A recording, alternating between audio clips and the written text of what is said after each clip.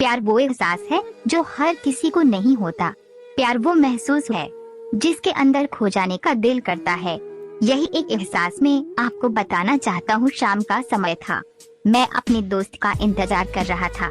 Station से बाहर हम लोग का बाहर कहीं घूमने जाने का प्लान था और मैं जल्दी पहुँच गया था। कुछ समझ नहीं आ रहा था कि मैं क्या करूँ।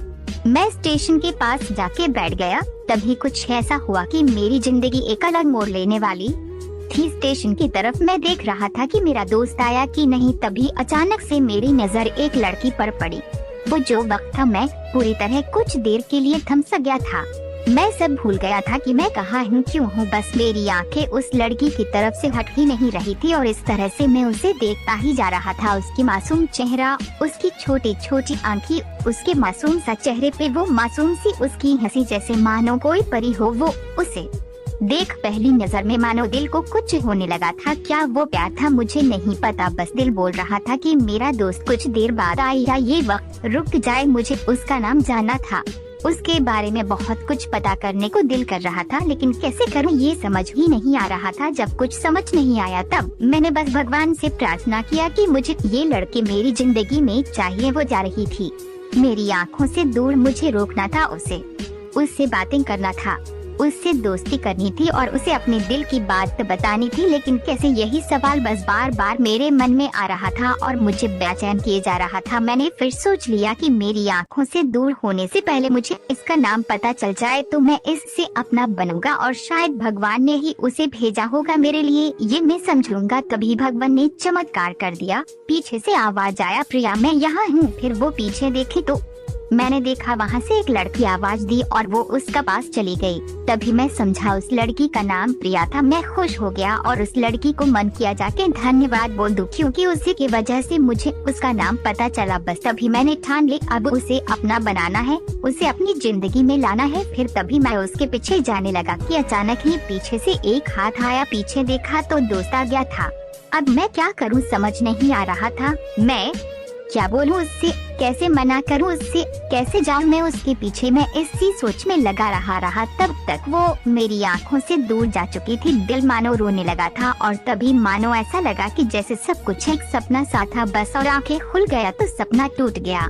मैं वहाँ से चला तो गया अपने दोस्त के साथ, लेकिन पूरी रास्ते बस उसी के बारे में सोचता रहा।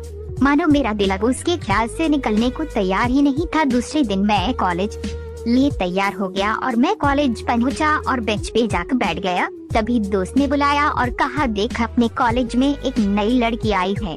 मेरा मन अभी भी बस उसी के ख्यालों में डूबा हुआ था।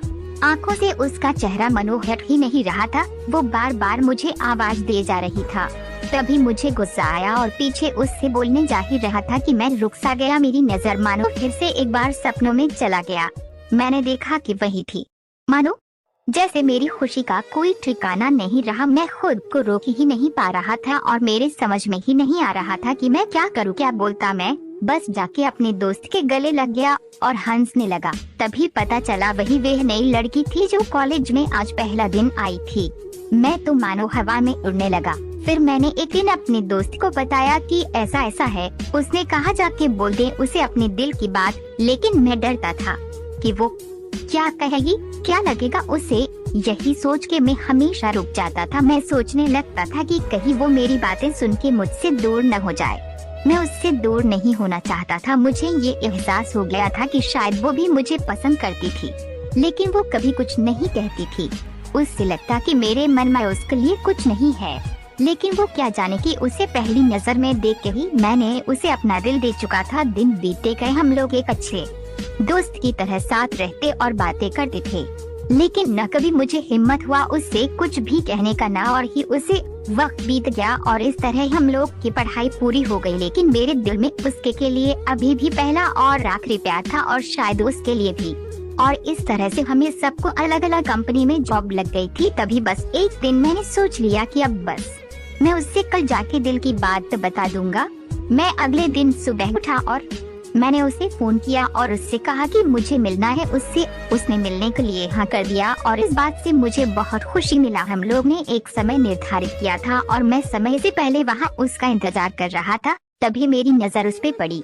वही कपड़े, वही बैग, वही छोटी छोटी आंखें और चेहरे पे वही प्यारी सी मुस्कान। मानो ऐसा लग रहा था कि वही पहला दिन हो जब मैंने उसे पहली बार देखा था। वो धीरे धीरे आ रही थी, मैं तो बस उसे देखता ही जा रहा था। फिर वो पास आती है, फिर वो मेरे सामने बैठ जाती है। तभी बस मैंने उससे कहा कि मुझे कुछ कहना है उससे। फिर तभी उसने भी कह दिया कि मुझे भी कुछ कहना है तुम्हें। मैं खुश हो गया।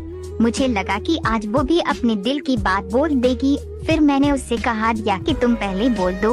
उसने तो पहले मना किया पहले बोलने से, लेकिन मैंने ही जिद कर दिया कि पहले तुम बोले और वो बोलने जा रही थी। मानो मेरी सांस रुक गए थे उसकी बातें सुनने के लिए।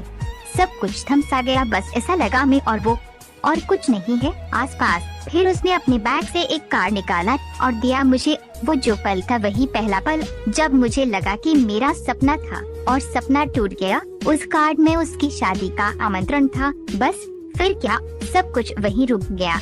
शायद मैंने बहुत देर कर दी उससे अपनी दिल की बात बताने में, शायद बहुत देर।